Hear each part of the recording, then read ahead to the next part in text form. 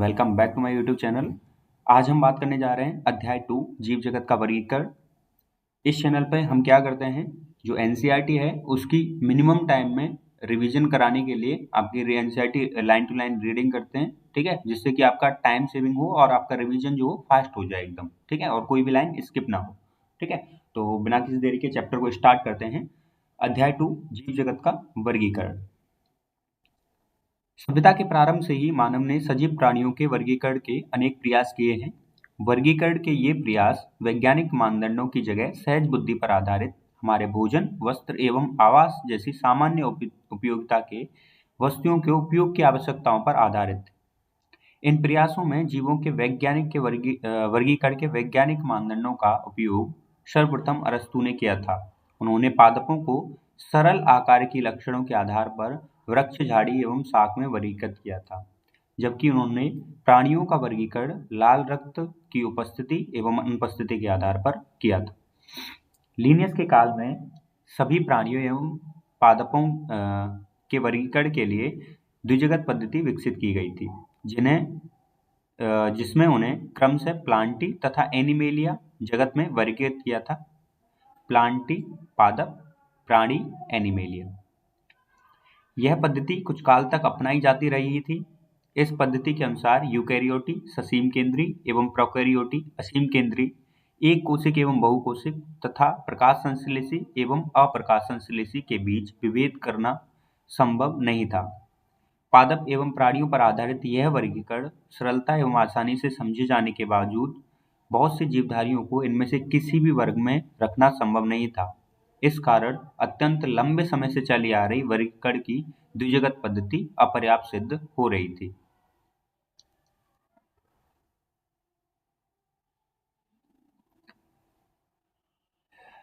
इसके अतिरिक्त वर्गीकरण के लिए आकारिकी के साथ साथ कोश का संरचना, कोश का भित्ति के लक्षण, पोषण की विधि, प्रजनन, आवास एवं विकासीय संबंधों को भी समाहित करने की आवश्यकता महसूस की जाने लगी। अतः समय के साथ साथ सजीवों के वर्गीकरण की पद्धति में अनेक परिवर्तन आए हैं। पादप एवं प्राणी जगत के वर्गीकरण की इन कठिन पद्धतियों, जिनमें सम्मिलित समूहों या जीवधारियों में होने वाले परिवर्तन शामिल हैं, सदा ही समाविष्ट रहे हैं। इसके अतिरिक्त जीवधारियों के विभिन्न जगत की संख्या एवं उनके लक्षणों की विभिन्न वैज्ञानिकों द्वारा अलग-अलग व्याख्या की गई है। तालिका 2.1 5 जीव जगत के लक्षण। Monera, protista, fungi, Plantae, animalia. कोश का प्रकार prokaryotic, eukaryotic, eukaryotic, eukaryotic, eukaryotic. कोश का भित्ति मोनेरा सेलुलोज रहित बहुसर्कराइड प्लस अमीनो अम्ल। प्रोटिस्टा कुछ में उपस्थित, फंजाई उपस्थित सेलुलोज रहित, प्लांटी उपस्थित सेलुलोज सहित, एनिमेलिया अनुपस्थित। केंद्रक झिल्ली अनुपस्थित, उपस्थित उपस्थित उपस्थित उपस्थित। काय संरचना कोशिकीय, कोशिकीय, बहुकोशिक, अदृढ़ ऊतक, ऊतक ऑब्लिक अंग, ऊतक या अंग तंत्र।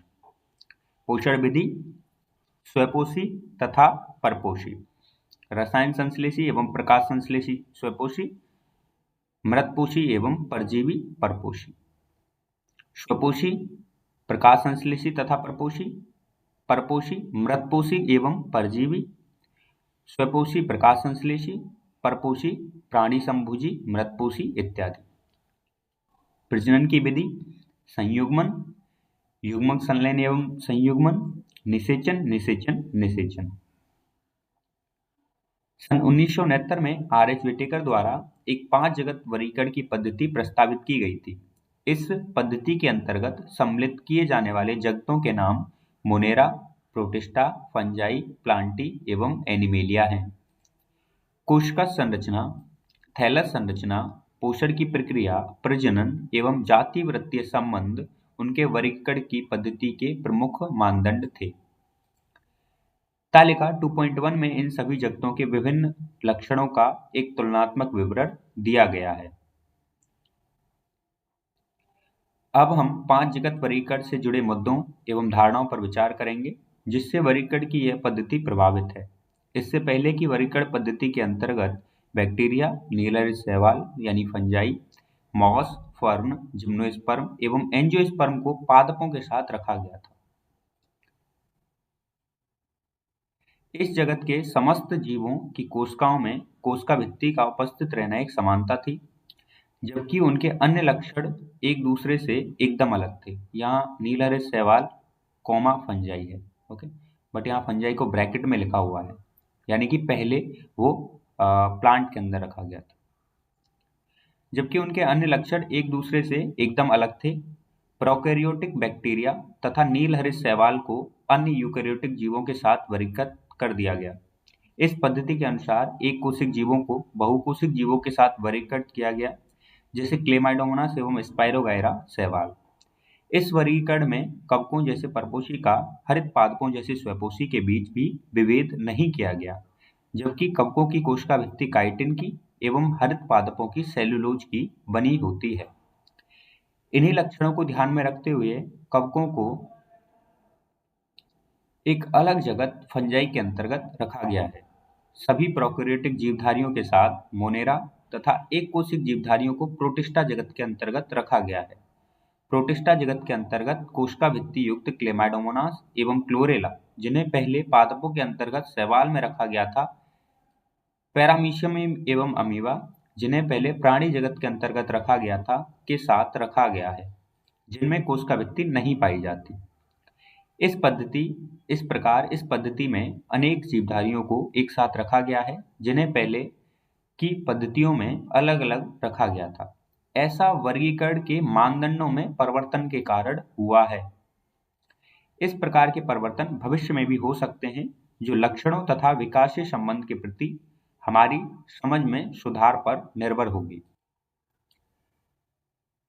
समय के साथ साथ वर्गीकरण की एक ऐसी पद्धति विकसित करने का प्रयास किया गया, जो न सिर्फ आकार की, कायिक एवं प्रजनन संबंधी समानताओं पर आधारित हो, बल्कि जाति वृत्तीय हो और विकासीय संबंधों पर भी आधारित हो। इस अध्याय में हम व्हिटेकर पद्धति के अंतर्गत मोनेरा, प्रोटिस्टा एवं फंजाई के लक्षणों का अध्ययन करेंगे। प्लांटी एवं एनिमेलिया जगत, जिन्हें सामान्य भाषा में क्रमशः पादप एवं प्राणी जगत कहते हैं, की चर्चा आगे के 2 अध्यायों में अलग अलग करेंगे। 2.1 मोनेरा जगत। सभी बैक्टीरिया मोनेरा जगत के अंतर्गत आते हैं। ये सूक्ष्मजीवियों में सर्वाधिक संख्या में होते हैं और लगभग सभी स्थानों पर पाए जाते हैं। मुट्ठी भर मिट्टी में सैकड़ों प्रकार के बैक्टीरिया देखे गए हैं। ये गर्म जल के झरनों, मरुस्थल, बर्फ एवं गहरे समुद्र जैसे विषम एवं प्रतिकूल स्थानों, जहां दूसरे जीव मुश्किल से ही जीवित रह पाते हैं, में भी पाए जाते हैं। कई बैक्टीरिया तो अन्य जीवों पर या उनके भीतर परजीवी के रूप में रहते हैं। बैक्टीरिया को उनके आकार के आधार पर 4 समूहों, कोकस बहुवचन कोकाई, छड़ाकार बेसिलस बहुवचन बेसिलाई, कोमा आकार के विब्रियम बहुवचन विब्रिया तथा स्पाइरलाकार स्पाइरलम बहुवचन स्पाइरिला में बांटा गया है। चित्र 2.1। कोकाई, बेसिलाई बीजाणु, स्पाइरला कशाप एंड विब्रियो विभिन्न आकार के बैक्टीरिया। चित्र 2.1।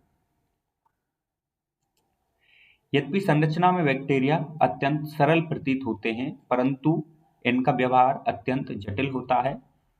जब चाहे उपापचय की दृष्टि से अन्य जीवधारियों की तुलना में बैक्टीरिया में बहुत अधिक विविधता होती है। उदाहरण स्वरूप वे अपना भोजन अकार्बनिक पदार्थ से संश्लेषित कर सकते हैं।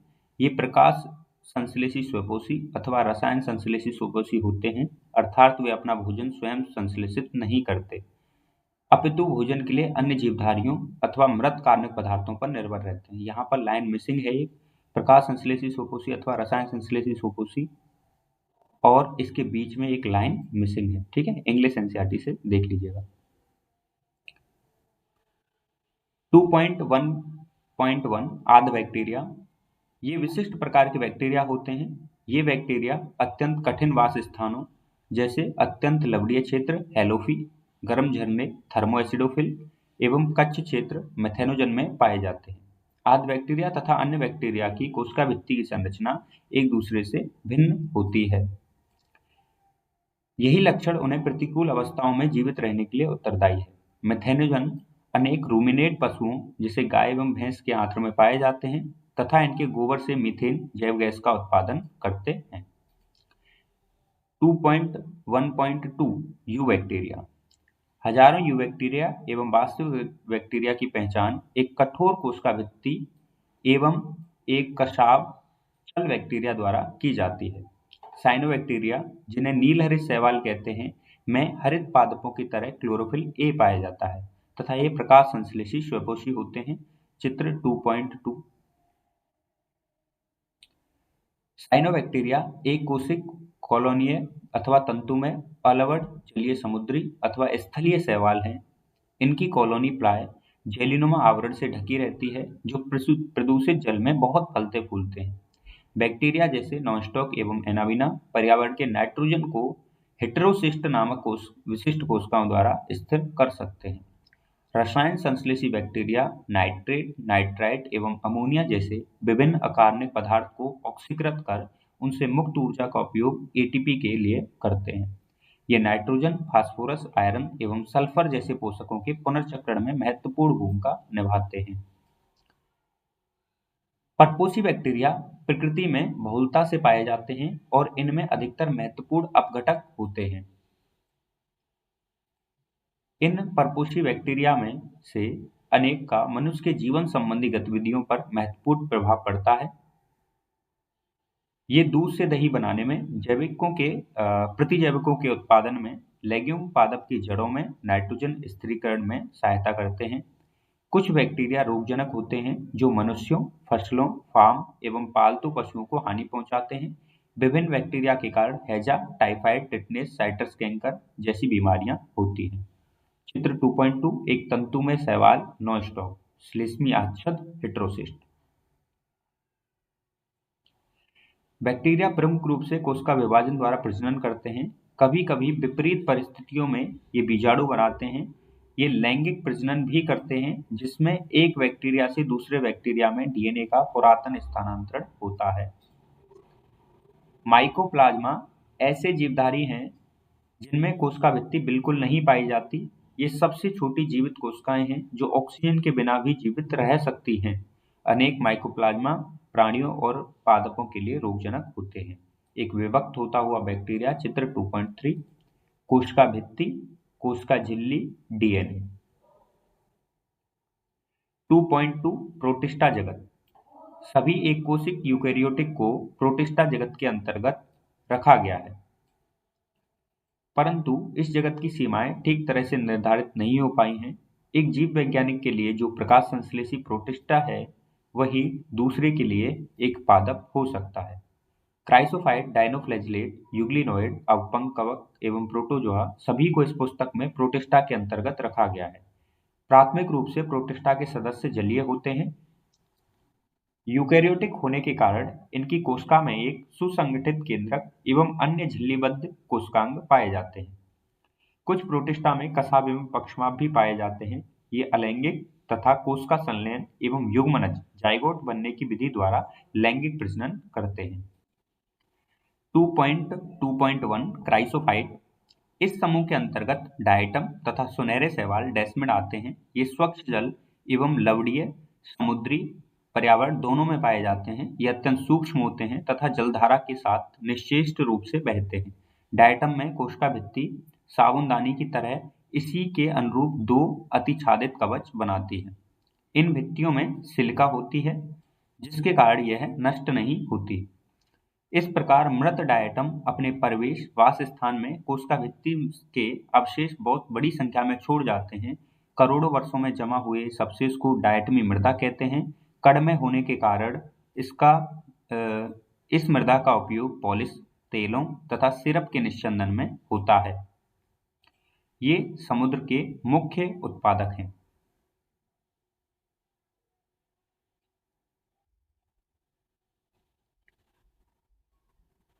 डायनोफ्लैजिलेट 2.2.2 ये जीवधारी मुख्यतः समुद्री एवं प्रकाश संश्लेषी होते हैं। इनमें उपस्थित प्रमुख वर्णकों के आधार पीले, हरे, भूरे, नीले तथा लाल दिखते हैं। इनकी कोशिका भित्ति की बाह्य सतह पर सेलुलोज की कड़ी पट्टिकाएं होती हैं। अधिकतर डायनोफ्लैजिलेट में दो कसाव होते हैं, जिसमें एक लंबवत तथा दूसरा अनुप्रस्थ रूप से भित्ति पट्टिकाओं के बीच की खांच में उपस्थित होता है। प्राय लाल डायनोफ्लैजिलेट की संख्या में विस्फोट होता है, जिससे समुद्र का जल लाल लाल तरंगें दिखने लगता है। इतनी बड़ी संख्या के जीव से निकले जीव विष के कारण मछली एवं अन्य समुद्री जीव मर जाते हैं। उदाहरण गोनिया लैक्स। 2.2.3 यूग्लिनोइड।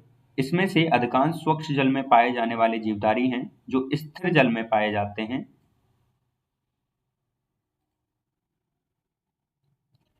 इनमें कोशिका भित्ति की जगह एक प्रोटीन युक्त पदार्थ की परत पेलिकल होती है, जो इनकी संरचना को लचीला बनाती है। इसमें दो कशाव होते हैं, जिसमें एक छोटा तथा दूसरा लंबा होता है। यद्यपि सूर्य के प्रकाश की उपस्थिति में ये प्रकाश संश्लेषी होते हैं, लेकिन सूर्य के प्रकाश के नहीं होने पर अन्य सूक्ष्म जीवधारियों का शिकार कर परपोषी की तरह व्यवहार करते हैं। आश्चर्यजनक रूप से यूग्लिनोइड में पाए जाने वाले वर्णक उच्च पादपों के उपस्थित वर्णकों के समान होते हैं। उदाहरण यूग्लिना। 2.2.4 अवपंक कवक। अवपंक कवक मृतपोषी प्रोटिस्टा हैं। ये सड़ी हुई टहनियों तथा पत्तों के साथ गति करते हुए जैविक पदार्थों का भक्षण करते हैं। अनुकूल परिस्थितियों में ये समूह प्लाज्मोडियम बनाते हैं, जो कई फीट तक की लंबाई का हो सकता है। प्रतिकूल परिस्थितियों में ये बिखरकर सिरों पर बीजाणु युक्त फलनकाय बनाते हैं। इन बीजाणुओं का परिक्षेपण वायु के द्वारा होता है। 2.2.5 प्रोटोजोआ। सभी प्रोटोजोआ परपोषी होते हैं, जो परभक्षी अथवा परजीवी के रूप में रहते हैं। ये प्राणियों के पुरातन संबंधी हैं।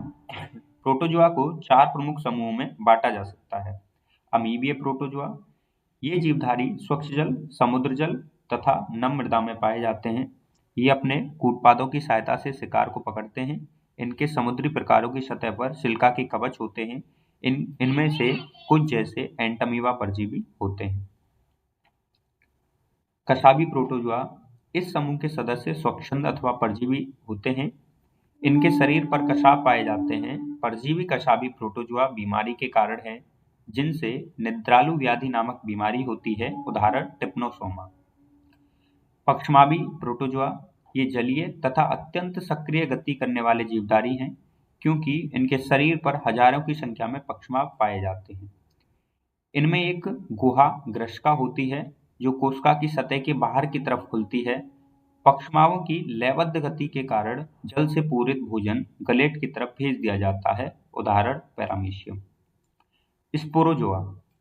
इस समूह में विविध जीवधारी आते हैं, जिनके जीवन चक्र में संक्रमण करने योग्य बीजाणु जैसी अवस्था पाई जाती है। इसमें सबसे कुख्यात प्लाज्मोडियम मलेरिया परजीवी प्रजाति है, जिसके कारण मानव की जनसंख्या पर आघात पहुंचने वाला प्रभाव पड़ा है। 2.3 कवक फंजाई जगत। परपोषी जीवों में फंजाई कवक का जीव जगत में विशेष अद्भुत स्थान है। इनकी आकार की तथा वास स्थानों में बहुत भिन्नता होती है। रोटी तथा संतरे का सड़ना फंजाई के कारण है। सामान्य छत्रक मशरूम तथा कुकुरमुत्ता टोडस्टूल भी फंजाई है। सरसों की पत्तियों पर स्थित सफेद धब्बे परजीवी फंजाई के कारण होते हैं। कुछ एक कोशिक फंजाई जैसे यीस्ट का उपयोग रोटी तथा बियर बनाने के लिए किया जाता है। अन्य फंजाई पौधे तथा जंतुओं के रोग के कारण होते हैं। उदाहरण के लिए गेहूं में कीट रोग पक्सीनिया के कारण होता है। कुछ फंगल जैसे पेनिसिलियम से प्रतिजैविक एंटीबायोटिक का निर्माण होता है। फंजाई विश्वव्यापी हैं और ये हवा, जल, मिट्टी में तथा जंतु एवं पौधों पर पाए जाते हैं। ये गर्म तथा नम स्थानों पर सरलता से उग आते हैं। क्या आपने कभी सोचा है कि हम अपने भोजन को रेफ्रिजरेटर में क्यों रखते हैं? हाँ, इससे हम अपने भोजन को बैक्टीरिया तथा फंजाई के कारण खराब होने से बचाते हैं। फंजाई तंतु में है, लेकिन यीस्ट जो एक कोशिक है, इसका अपवाद है। ये लंबी पतली धागे की तरह की संरचनाएं हैं, जिन्हें कवक तंतु कहते हैं। कवक तंतु के जाल को कवक जाल माइसीलियम कहते हैं। कुछ कवक तंतु सतत नलिकाकार होते हैं, जिनमें बहुकेंद्रिक कोशिका द्रव्य साइटोप्लाज्म भरा होता है, जिसे जिन्हें संकोचकी कवक तंतु कहते हैं। अन्य कवक तंतुओं में पटीय होते हैं। फंजाई की कोशिका भित्ति काइटिन तथा पॉलीसेकेराइड की बनी होती है। अधिकांश फंजाई परपोषी होते हैं। वे मृत बस्ट्रेट से घुलनशील कार्बनिक पदार्थों को अवशोषित कर लेती है, अतः इन्हें मृतजीवी कहते हैं। जो फंजाई सजीव पौधों तथा जंतुओं पर निर्भर करती है उन्हें परजीवी कहते हैं। ये शैवाल तथा लाइकेन के साथ तथा उच्च वर्गीय पौधों के साथ कवक मूल बनाकर भी रह सकते हैं। ऐसी फंजाई सहजीवी कहलाती है। फंजाई में जनन कायिक खंडन, विखंडन तथा मुकुलन विधि द्वारा होता है। अलैंगिक जनन बीजाणु, जिन्हें कोनिडिया कहते हैं, अथवा धानी बीजाणु अथवा चल बीजाणु द्वारा होता है। लैंगिक जनन निषिक्तांड, ऊसपोर, एस्कस बीजाणु तथा बेसिडियम बीजाणु द्वारा होता है। विभिन्न बीजाणु सुस्पष्ट संरचनाओं में उत्पन्न होते हैं, जिन्हें फलनकाय कहते हैं। लैंगिक चक्र में निम्नलिखित 3 सोपान होते हैं। दो चल अथवा अचल युग्मकों के प्रोटोप्लाज्म का संलयन होना, इस क्रिया को प्लाज्मोगेमी कहते हैं। दो केंद्रकों का संलयन होना, जिसे केंद्रक संलयन कहते हैं। युग्मनज में मियोसिस के कारण अगुणित बीजाणु बनना। लैंगिक जनन में संयोज्म संगम के दौरान दो अगुणित कवक तंतु पास-पास आते हैं और संलयित हो जाते हैं। कुछ फंजाई में दो गुणित कोशिकाओं में संलयन के तुरंत बाद एक द्विगुणित 2n कोशिका बन जाती है। यद्यपि अन्य फंजाई एस्कस एस्कोमाइसिटीज में एक मध्यवर्ती द्विकेंद्रकीय अवस्था n+n अर्थात एक कोशिका में दो केंद्रक बनते हैं। ऐसी परिस्थिति को केंद्रक युग्म कहते हैं। इस अवस्था को फंगस की द्विकेंद्रकीय प्रावस्था कहते हैं। बाद में पैतृक केंद्रक संलयन हो जाता है और कोशिका द्विगुणित बन जाती है। फंजाई फलनकाय बनाती है, जिसमें न्यूनीकरण विभाजन होता है, जिसके कारण अगुणित बीजाणु बनते हैं। कवक जाल की आकार की बीजाणु बनने तथा फलनकाय बनने की विधि जगत को विभिन्न वर्गों में विभक्त करने का आधार बनाती है। यहाँ पर ध्यान रखिए, एस्कोमाइसिटीज के साथ साथ बेसिडियोमाइसिटीज भी है, ठीक है, इंग्लिश एनसीईआरटी में, और वो करेक्ट है। 2.3.1 फाइकोमाइसिटीज। फाइकोमाइसिटीज जलीय आवासों, गली सड़ी लकड़ी, नम तथा सीलन भरे स्थानों तथा पौधों पर अवैकल्पिक रूप से पाए जाते हैं। कवक जाल अपटीय तथा बहुकेंद्रिक होता है। अलैंगिक जनन चल बीजाणु अथवा अचल बीजाणु द्वारा होता है। ये बीजाणु धानी में अंतरजातीय उत्पन्न होते हैं। दो युग्मकों के संलयन से युग्माणु बनते हैं। इन युग्मकों के आकार की एक जैसी समयुग्मकता अथवा विभिन्न असमयुग्मकी तथा विषम युग्मकी हो सकती है। इनके सामान्य उदाहरण म्यूकर, राइजोपस, रोटी के कवक पहले ही बता चुके हैं, तथा एल्बुओ सरसों का परजीवी है। 2.3.2 एस्कोमाइसिटीज। इन्हें सामान्यतः थैली फंजाई भी कहते हैं। विरले पाए जाने वाले एस्कोमाइसिटीज एक कोशिक जैसे यीस्ट सैक्रोमाइसेज के अलावा ये बहुकोशिक जैसे पेनिसिलियम होते हैं। ये मृतजीवी, अपघटक, परजीवी अथवा समलरागी पशु विष्ठा पर उगने वाली होती है। कवक जाल शाखित तथा पटीय होते हैं। अलैंगिक बीजाणु कोनेडिया होते हैं, जो विशिष्ट कवक जाल जिसे कोनेडियम कहते हैं पर बहिर्जात रूप से उत्पन्न होती है। कोनेडिया अंकुरित होकर कवक जाल बनाते हैं। लैंगिक बीजाणु को एस्कस कहते हैं। ये बीजाणु थैलीसम एस्कस के अंतरजातीय रूप से उत्पन्न होते हैं। ये एसाई एकवचन एस्कस विभिन्न प्रकार की फलनकाय में लगी रहती है, जिन्हें एस्कोकार्प कहते हैं। इनके कुछ उदाहरण हैं एस्परजिलस, क्लेविशेप तथा न्यूरोस्पोरा। न्यूरोस्पोरा का उपयोग जैव रासायनिक तथा आनुवंशिक प्रयोगों में बहुत किया जाता है। इसी कारण यह पादप जगत के ड्रोसोफिला के समान प्रसिद्ध है। इस वर्ग में आने वाले मोरेल तथा ट्रफल खाने योग्य होते हैं। इन्हें स्वादु भोजन समझा जाता है। 2.3.3 बेसिडियोमाइसिटीज। बेसिडियोमाइसिटीज के ज्ञात सामान्य प्रकार मशरूम, ब्रेक्ट फंजाई तथा पफबॉल हैं। ये मिट्टी में लट्ठे तथा वृक्ष की ठूंठों पर तथा सजीव पादपों के अंदर परजीवी के रूप में उगते हैं, जैसे किट तथा कंड स्मट। कवक जाल शाखित तथा पटीय होते हैं। इसमें अलैंगिक बीजाणु प्राय नहीं होते, लेकिन कायिक जनन विखंडन द्वारा बहुत ही सामान्य है। इसमें लैंगिक अंग नहीं होते हैं, लेकिन प्लाज्मोगेमी विभिन्न स्ट्रेन वाली दो कायिक कोशिकाओं अथवा जीन प्रारूप के संलयन से होती है। इसमें बनने वाली संरचना द्विकेंद्र की होती है, जिससे अंततः बेसिडियम बनते हैं। बेसिडियम में केंद्रक संलयन कैरियोगेमी तथा मियोसिस होता है, जिसके कारण 4 बेसिडियम बीजाणु बनते हैं। बेसिडियम बीजाणु बेसिडियम पर बहिर्जातीय उत्पन्न होते हैं। बेसिडियम फलनकाय में लगे रहते हैं, जिन्हें बेसिडियोकार्प कहते हैं। इसके कुछ सामान्य उदाहरण अगेरिकस यानी मशरूम, चित्र 2.5 सा, ऑस्ट्रीलेगोकंड तथा पक्सिनिया किट फंगस हैं।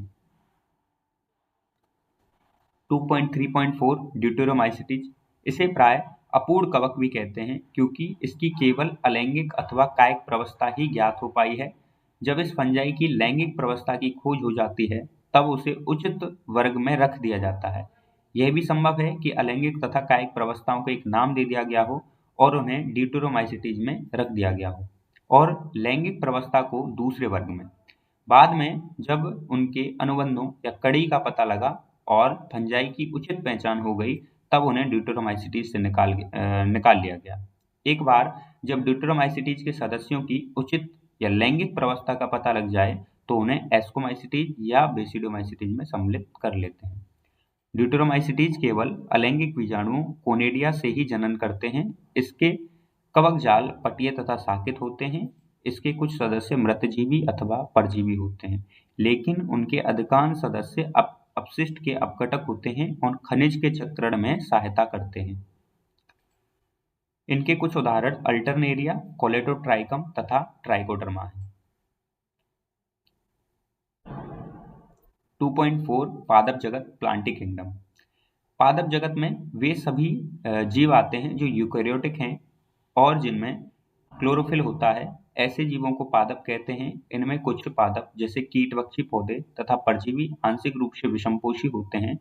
ब्लेटरवर्ट तथा वीनस फ्लाईट्रैप कीटभक्षी पौधे के और अमरवेल कस्कुटा परजीवी का उदाहरण है। पादप कोशिका में कोशिका भित्ति होती है, जो सेलुलोज की बनी होती है, और इसकी संरचना के बारे में विस्तृत विवरण अध्याय 3 में पढ़ेंगे। प्लांटी जगत में शैवाल, ब्रायोफाइटा, टेरिडोफाइटा, जिम्नोस्पर्म तथा एंजियोस्पर्म आते हैं। पादप के जीवन चक्र में दो सुस्पष्ट अवस्थाएं द्विगुणित बीजाणु उद्भिद तथा अगुणित युग्मकोद्भिद होती है। इन दोनों में पीढ़ी एकांतरण होता है और विभिन्न प्रकार के पादप वर्गों में अगुणित तथा द्विगुणित प्रावस्थाओं की लंबाई और ये प्रावस्थाएं मुक्तजीवी हैं अथवा दूसरे पर निर्भर करती हैं के अनुसार विभिन्न होती है। युग्मनज 2n में मियोसिस विभाजन के द्वारा अगुणित बीजाणु बनते हैं। ये बीजाणु अंकुरित होकर युग्मकोद्भिद बनाते हैं। युग्मक नर तथा मादा युग्मकोद्भिद पर बनते हैं, जो संलयन होकर पुनः द्विगुणित युग्मनज बनाते हैं। युग्मनज से बीजाणु उद्भिद विकसित होता है और इस प्रक्रम को संतति एकांतरण कहते हैं। आप इस जगत का विस्तृत विवरण अध्याय 3 में पढ़ेंगे। 2.5 जंतु जगत एनिमेलिया किंगडम। इस जगत के जीव विषमपोषी यूकेरियोटिक होते हैं, जो बहुकोशिक हैं और कोशिका में कोशिका भित्ति नहीं होती। ये भोजन के लिए परोक्ष तथा अपरोक्ष रूप से पौधों पर निर्भर करते हैं। ये अपने भोजन को एक आंतरिक गुहा में पचाते हैं और भोजन को ग्लाइकोजन अथवा वसा के रूप में संग्रह करते हैं। इनमें भोजन प्राणी संपोषण अर्थात भोजन का अंतर्ग्रहण करना होता है, उसमें वृद्धि का एक निर्दिष्ट पैटर्न होता है और वे एक पूर्ण वयस्क जीव बन जाते हैं, जिसकी सुस्पष्ट आकृति तथा माप होती है। उच्च कोटि के जीवों में विस्तृत संवेदी तथा तंत्र का प्रेरक क्रियाविधि विकसित होती है। इसमें से अधिकांश चलन में सक्षम होते हैं। लैंगिक जनन नर तथा मादा के संगम से होता है और बाद में उसमें भ्रूण का विकास होता है। संघ के विभिन्न मुख्य अभिलक्षण का विस्तृत वर्णन अध्याय 4 में किया गया है। 2.6 विषाणु यानी वायरस, विरोइड तथा लाइकेन। विटेकर द्वारा सुझाए 5 जगत वर्गीकरण में अकोशिक जीवों जैसे कि वायरस, विरोइड तथा लाइकेन का उल्लेख नहीं किया गया। इनका संक्षिप्त परिचय नीचे दिया गया है। हम सभी कभी ना कभी जुकाम अथवा फ्लू से ग्रस्त होते हैं। क्या आप जानते हैं कि इनका वायरस कैसे प्रभावित करता है? वायरस का नाम वर्गीकरण में नहीं है, क्योंकि ये वास्तविक जीवन नहीं है। यदि हम मानते हैं कि सजीवों की कोशिका संरचना होती है, वायरस अकोशिक जीव हैं। इनकी संरचना सजीव कोशिका के बाहर रवेदार होती है। एक बार जब ये कोशिका को संक्रमित कर देते हैं, तब ये मेजबान कोशिका की मशीनरी का उपयोग अपनी प्रतिकृति बनाने में करते हैं और मेजबान को मार देते हैं। क्या आप वायरस को सजीव अथवा निर्जीव कहेंगे? वायरस का अर्थ है विष अथवा विषैला तरल। पाश्चर डीजे इवानोव्स्की 1892 ने तंबाकू के पौधे के रोगाणु को पहचाना जिन्हें वायरस नाम दिया। इनका माप बैक्टीरिया से भी छोटा था क्योंकि ये बैक्टीरिया प्रूफ फिल्टर से भी निकल गए थे। एमडब्ल्यू बेजेरेनिक 1898 ने पाया था कि संक्रमित तंबाकू के पौधे का रस स्वस्थ तंबाकू के पौधे को भी संक्रमित करने में सक्षम है। उन्होंने इस रस तरल को कंटेजियम वाइनम फ्लूइडम संक्रामक जीवित तरल कहा। डब्ल्यू एम स्टेनले ने 1935 बताया कि वायरस को रवेदार बनाया जा सकता है और इस रवे में मुख्यतः प्रोटीन होता है। वे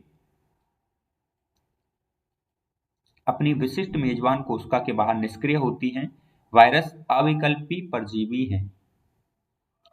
वायरस में प्रोटीन के अतिरिक्त आनुवंशिक पदार्थ भी होता है जो आरएनए अथवा डीएनए हो सकता है। किसी भी वायरस में आरएनए अथवा डीएनए दोनों नहीं होते हैं। वायरस केंद्रक प्रोटीन, न्यूक्लियोप्रोटीन और इसका आनुवंशिक पदार्थ संक्रामक होता है। प्राय सभी पादप वायरस में एक लड़ी वाला आरएनए होता है और सभी जंतु वायरस में एक अथवा दोहरी लड़ी वाला आरएनए अथवा डीएनए होता है। बैक्टीरियल वायरस अथवा जीवाणुभोजी बैक्टीरियोफेज आवरण वायरस जो बैक्टीरिया पर संक्रमण करता है प्राय दोहरी लड़ी वाला डीएनए वायरस होते हैं। प्रोटीन के आवरण अस्तर को कैप्सिड कहते हैं और यह छोटी छोटी उप इकाइयों जिन्हें पेटिकोशक कैप्सोमियर कहते हैं से मिलकर बनता है। कैप्सिड न्यूक्लिक एसिड को संरक्षित करता है। ये पेटिकांशक कुंडलिनी अथवा बहुफलक ज्यामिति में लगे रहते हैं। वायरस से मम्प्स, चेचक, हर्पीस तथा इन्फ्लुएंजा नामक रोग हो जाते हैं। मनुष्यों में एड्स भी वायरस के कारण होता है। पौधों में मोज़ेक बनना, पत्तियों का मुड़ना, कुंचन, पीला होना, सिरा स्पष्टता, बोना तथा अवरुद्ध वृद्धि होना इसके लक्षण हैं। विरोइड सन 1971 में टीओ डायनर ने नया संक्रामक कारक खोजा जो वायरस से भी छोटा था, जिसके कारण पोटैटो स्पिंडल ट्यूबर नामक रोग होता है। विरोइड में आरएनए तथा प्रोटीन आवरण या स्तर जो वायरस में पाए जाते हैं उनका अभाव होता है, इसलिए यह विरोइड के नाम से जाने जाते हैं। विरोइड में आरएनए का आणविक भार कम था। लाइकेन लाइकेन शैवाल तथा कवक के सहजीवी सहवास अर्थात पारस्परिक उपयोगी सहवास हैं। शैवाल घटक को शैवालांश तथा कवक घटक को माइकोबायंट कवकांश कहते हैं, जो क्रमशः स्वपोषी तथा परपोषी होते हैं। शैवाल कवक या फंजाई के लिए भोजन संश्लेषित करता है और कवक शैवाल के लिए आश्रय देता है तथा खनिज एवं जल का अवशोषण करता है। इनका सहवास इतना घनिष्ठ होता है कि यदि प्रकृति में लाइकेन को देख लें तो यह अनुमान लगाना असंभव है कि इसमें दो विभिन्न जीव हैं। लाइकेन प्रदूषण के बहुत अच्छे संकेतक हैं, वे प्रदूषित क्षेत्रों में नहीं उगते हैं। सारांश सरल आकार के लक्षणों पर आधारित पादप तथा प्राणियों के वर्गीकरण को सर्वप्रथम अरस्तु ने प्रस्तावित किया था। बाद में लिनियस द्वारा सभी जीवधारियों को प्लांटी तथा एनिमेलिया जगत में वर्गीकृत किया गया। विटेकर ने इसके बाद एक वृहत 5 जगत वर्गीकरण की पद्धति का प्रस्ताव किया। ये 5 जगत मोनेरा, प्रोटिस्टा, फंजाई, प्लांटी और एनिमेलिया हैं। 5 जगत वर्गीकरण के प्रमुख मानदंड कोशिका संरचना, दैहिक संगठन, पोषण एवं प्रजनन की विधि तथा जाति वृत्तीय संबंध थे। 5 जगत वर्गीकरण के अंतर्गत बैक्टीरिया को मोनेरा जगत में रखा गया जो विश्वव्यापी है। इसमें उपापचय संबंधी विविधता अत्यंत वृहद। बैक्टीरिया में पोषण की विधि स्वपोषित अथवा परपोषी होती है। प्रोटिस्टा जगत में क्राइसोफाइट, डायनोफ्लैजिलेट, यूग्लिनोइड, अपंग कवक एवं प्रोटोजोआ जैसे एक कोशिक यूकेरियोटिक जीवधारियों को सम्मिलित किए गए हैं। प्रोटिस्टा जगत की कोशिका में संगठित केंद्रक तथा झिल्लीबद्ध कोशिकांग पाए जाते हैं। इसमें प्रजनन अलैंगिक तथा लैंगिक दोनों प्रकार का होता है। फंजाई कवक जगत की संरचना एवं आवास में बहुत भिन्नता होती है। अधिकांश कवक में मृतजीवी प्रकार का पोषण होता है, उसमें अलैंगिक तथा लैंगिक जनन होता है। इस जगत के अंतर्गत 4 वर्ग फोमाइसिटीज, एस्सिटीज, बेसिडियोमाइसिटीज तथा ड्यूटेरोमाइसिटीज आते हैं। फंजाई प्लांटी या पादप जगत में सभी यूकेरियोटिक क्लोरोफिल युक्त जीव आते हैं। शैवाल, ब्रायोफाइटा, टेरिडोफाइटा, जिम्नोस्पर्म तथा एंजियोस्पर्म इस वर्ग के अंतर्गत आते हैं। पौधों की जीवन चक्र में पीढ़ी युग्मोद्भिद और बीजाणु उद्भिद में एकांतरण होता है। परपोषित यूकेरियोटिक बहुकोशिक जीवों जिनमें कोशिका भित्ति नहीं होती, उन्हें एनिमल किंगडम में शामिल किया गया है। इन जीवों में भोजन पोषण प्राणिसम होता है। इसमें प्राय लैंगिक जनन होता है। कुछ अकोशिक जीव जैसे कि वायरस तथा विरोइड एवं लाइकेन को वर्गीकरण के 5 जगत प्रणाली में नहीं रखा गया है। तो ये था अपना चैप्टर नंबर 2, जीव जगत का वर्गीकरण। इसको हमने लगभग 35 मिनट में कंप्लीट कर लिया है। ठीक है, इसके बाद आपका नेक्स्ट चैप्टर लेके आएंगे हम, जिसको हम वनस्पति जगत, ठीक है, प्लांट अपने पास में जहाँ पर वर्गीकरण दिया हुआ है, क्लासिफिकेशन दिया हुआ है, उसको पढ़ेंगे। मिनिमम टाइम में उसका रिवीजन करेंगे। ठीक है, एनसीईआरटी का इसी तरह मिनिमम टाइम में रिवीजन करने के लिए आप अपने चैनल को सब्सक्राइब कर सकते हैं। Thank you so much.